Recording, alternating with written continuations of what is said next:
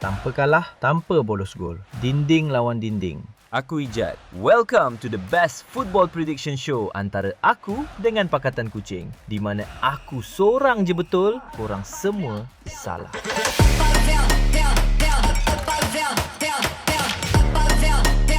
Korang tahu tak, Tunisia layak masuk tournament. Tanpa kalah, tanpa bolos gol. Pertahanan diorang kukuh macam tembok Kota A Famosa. 100 tahun tak runtuh. Tapi The Dutch ada Van Dijk yang sama kebal. Dan 7 kali Tunisia masuk, tak ada sekali pun lepas group stage. Dinding lawan dinding. Tapi Netherlands tetap lain kelas. Netherlands menang sebab walaupun diorang main macam Myvi ref kuat tapi sangkut trafik, rekod head to head tetap cakap diorang takkan tewas lawan Tunisia. Kau setuju tak kucing?